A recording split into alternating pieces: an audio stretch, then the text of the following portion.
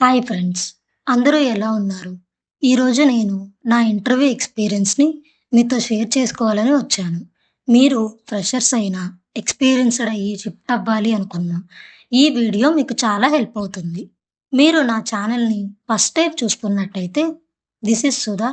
I am a software engineer having 4 years of experience. Okay, let's get into the video. నేను రీసెంట్‌గా TCS and Accenture ఇంటర్వ్యూకి attend అయ్యాను. TCS వచ్చేసి offline జరిగింది. Accenture ఏమో online జరిగింది.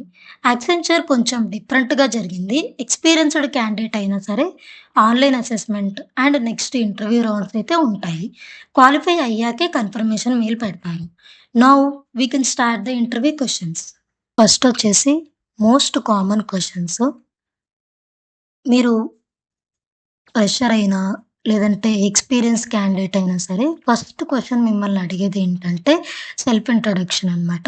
సో, సెల్ఫ్ ఇంట్రొడక్షన్ అనేది మీరు చాలా బాగా చెప్పాలనమాట. వితిన్ 1 మినిట్‌లో మీరు కంప్లీట్ చేసేయాలి. అండ్ మీరు ఎక్స్‌పీరియన్స్ క్యాండిడేట్ అయితే గనక సెల్ఫ్ ఇంట్రోతో పాటు మీరు రోల్స్ అండ్ రెస్పాన్సిబిలిటీస్, మీరు హ్యాండిల్ చేసిన ప్రాజెక్ట్ ఎక్స్‌ప్లెయిన్ చేయాలనమాట విత్ సెల్ఫ్ ఇంట్రో.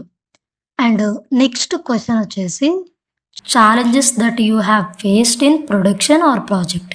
సో, మీరు ఎక్స్‌పీరియన్స్ క్యాండిడేట్ అయితే ఈ క్వెషన్ మిమ్మల్ని ఖచ్చితంగా అడుగుతారు. మీరు ఫేస్ చేసిన ఛాలెంజెస్ అనమాట. సినారియో బేస్డ్ అయితే అడుగుతారనమాట. ప్రాజెక్ట్‌లో ఏమన్నా ఛాలెంజెస్ అవి ఇవి వస్తుంటాయి కదా! సో, అవి మీరు ఎక్స్‌ప్లెయిన్ చేయాలి. అండ్ మీరు ఫ్రెషర్ అయినంత మాత్రాన మిమ్మల్ని ఇవి అడగరని కాదు. ఖచ్చితంగా మిమ్మల్ని కూడా అడుగుతారు. సో, మీరు ఛాలెంజెస్ అంటే మీ లైఫ్‌లో ఛాలెంజెస్ కావచ్చు, లేదంటే మీరు లెర్నింగ్ చేసుకునేటప్పుడు ఏమైనా ఛాలెంజెస్ కావచ్చు. ఒకవేళ మీరు ఏదైనా ప్రాజెక్ట్ చేసి ఉంటే శాంపిల్ ప్రాజెక్ట్స్ కానీ అలాంటివి, అప్పుడు ఛాలెంజెస్ అనేది ఖచ్చితంగా అడుగుతారు.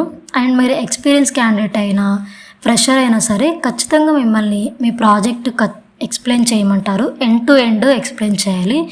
దాని ఆర్కిటెక్చర్ ఏంటి, వర్క్ ఫ్లో ఏంటి, ఎవ్రీథింగ్ మీరు project end to end explain చేయాలనమాట. బట్ లెంతీగా అవ్వకుండా చూసుకోండి. And scenario based questions from the project. So, మీరు ప్రాజెక్ట్ నుంచి ఖచ్చితంగా ఈ క్వెషన్స్ అయితే అడుగుతారు. ప్రాజెక్ట్ లైక్ ఇప్పుడు డేటా ఇంజినీరింగ్‌లో జాబ్స్ ఇవి రన్ చేస్తూ ఉంటారు. సో, ఆ జాబ్స్ ఫెయిల్ అయినప్పుడు ఏం చేస్తారు?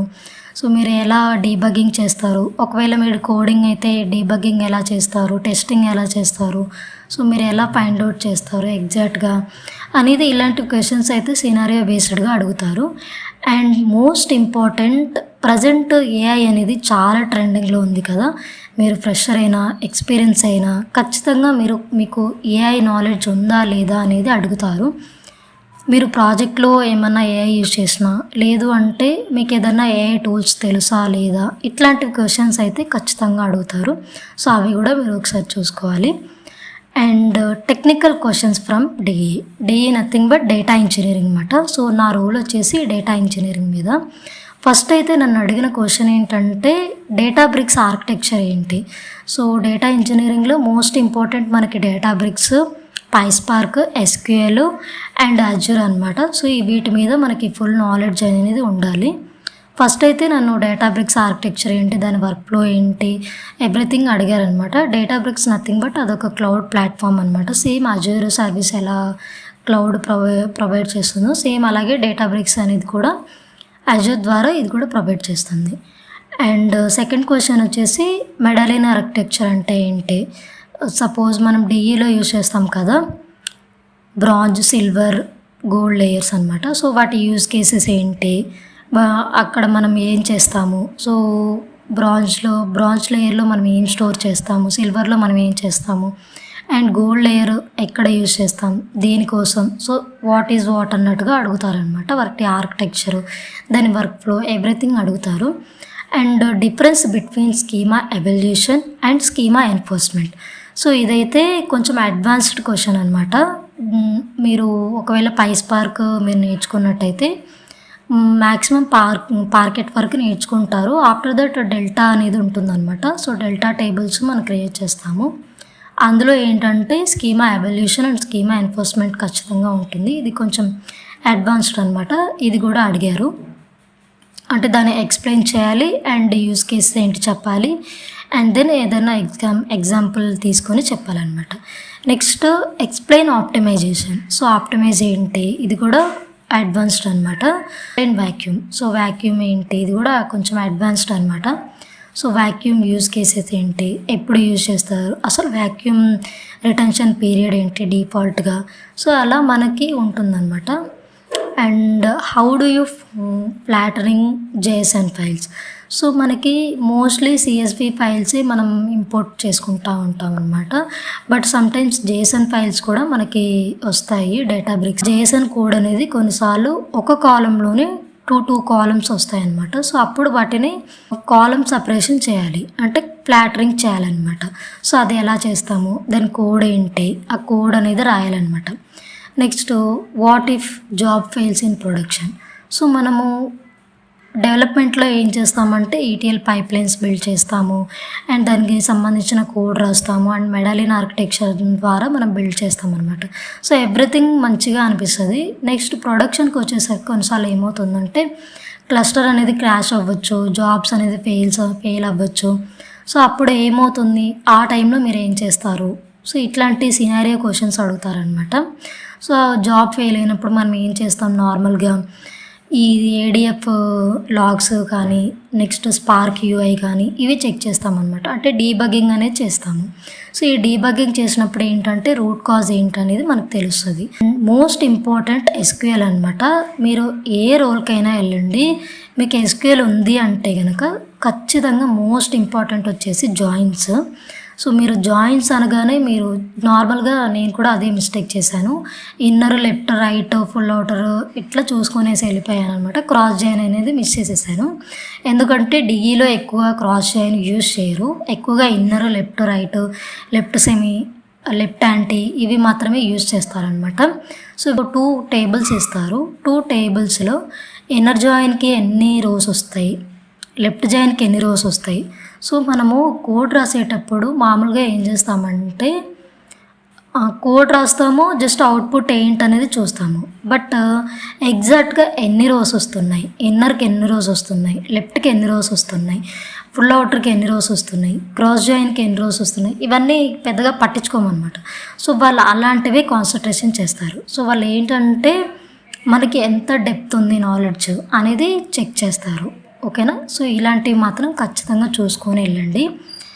అండ్ నెక్స్ట్ వచ్చేసి ఆల్రెడీ మెడాలియన్ ఆర్కిటెక్చర్ అంటే ఏంటనేది అడిగారు. బట్ నెక్స్ట్ మళ్ళీ ఏంటంటే అసలు బ్రాంజ్కి సిల్వర్కి తేడా ఏంటి, రెండిటికి డిఫరెన్స్ ఏంటి, అంటే బ్రాంజ్ లేయర్లో ఏం చేస్తాం, సిల్వర్ లేయర్లో ఏం చేస్తాం, రెండిటికి పెద్ద డిఫరెన్స్ ఏంటి అనేది అడిగారనమాట. And what is the minimum GB required for broadcast join. So, ఈ బ్రాడ్కాస్ట్ జాయిన్కి మినిమం జీబీ ఎంత అనేది అడిగారనమాట. ఈ బ్రాడ్కాస్ట్ జాయిన్ మెయిన్లీ ఎక్కడ యూజ్ చేస్తామంటే ఇప్పుడు ఒక 3 జాబ్స్ ఉన్నాయనుకోండి, 3 జాబ్స్కి లోడ్ ఎక్కువ పడకుండా కొన్నిసార్లు ఏమవుతుందంటే డేటా ఫిల్టరింగ్ చేసినప్పుడు ఒక 3 టేబుల్స్ క్రియేట్ అయ్యాయి అనుకోండి, ఫస్ట్ టేబుల్కే ఎక్కువ డేటా వచ్చేస్తుంది. సపోజ్ ఒక 100కే వచ్చింది, మిగతా 2 టేబుల్స్కి తక్కువ వచ్చింది అనుకోండి, అప్పుడు పర్ఫార్మెన్స్ అనేది ఇష్యూ అయిపోతుంది, పర్ఫార్మెన్స్ పడిపోతుంది. అప్పుడు ఏంటంటే బ్రాడ్కాస్ట్ జాయిన్ అనేది యూజ్ చేస్తారు. సో, ఈ బ్రాడ్కాస్ట్ జాయిన్ యూజ్ చేయడానికి మినిమం జీబీ ఎంత అనేది అడిగారనమాట. అండ్ నెక్స్ట్ వచ్చేసి డిఎఫ్ క్రియేషన్. సో, జేఎస్ఎన్ కోడ్కి దాని కోడ్కి జేఎస్ఎన్ కోడ్ ఉన్నప్పుడు దానికి డిఎఫ్ క్రియేషన్ ఎలా చేయాలి, సో దానికి సంబంధించిన కోడ్ రాయమన్నారు. అండ్ ఫైనల్లీ వచ్చేసి how many jobs that spark can run if I know exact size of my file, how many jobs that spark split in to task for particular file. అంటే ఏమంటున్నాడంటే ఇప్పుడు ఒక particular file ఉంది, suppose నా దగ్గర ఒక 10 GB file ఉంది.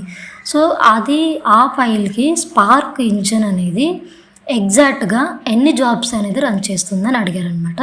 So ఇది ఏంటంటే ఎగ్జాక్ట్ జాబ్స్ అనేది ఎక్కడ అది ఎక్స్పెక్ట్ చేయలేము, బేస్డ్ ఆన్ ద మనం ట్రాన్స్ఫర్మేషన్ బట్టే అది స్ప్లిట్ చేస్తుంది. సో ఎగ్జాక్ట్గా అనేది ఉండదన్నమాట. సో అలాంటి క్వశ్చన్స్ కూడా అడుగుతూ ఉంటారు, బికాజ్ మనకి ఐడియా ఉందా లేదా అనేది వాళ్ళు చెక్ చేస్తారు. అండ్ మెయిన్లీ ఏంటంటే మీకు కాన్ఫిడెన్స్ ఉందా లేదా అనేది మాత్రం బాగా చెక్ చేస్తారు. సో మీరు కాన్ఫిడెంట్‌గా మీకు తప్పైనా, రాంగ్ అయినా సరే కాన్ఫిడెంట్‌గా చెప్పండి. If you don't have any idea then మీరు హానెస్ట్‌గా నాకు తెలీదనే చెప్పండి. నాకు తెలీదు but I'm open to learn అనేసి చెప్పండి. సో, అప్పుడేంటంటే మీ మీద ఒక మంచి ఇంప్రెషన్ అనేది ఉంటుందనమాట. ఓకేనా?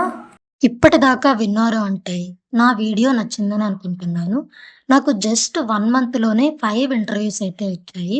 బట్ నేను 2 మాత్రమే అటెండ్ అయ్యాను. సేమ్ డేస్‌లో పడడం వల్ల కాన్‌ఫ్లిక్ట్ అయ్యి 2 మాత్రమే చూస్ చేసుకున్నాను. ఇలాంటి మంచి మంచి వీడియోస్ కావాలి అనుకుంటే ప్లీజ్ కమెంట్ చేయండి. అండ్ మీరు ఫ్రెషరా? ఎక్స్‌పీరియన్సా? ఒక్కసారి కమెంట్ చేయండి.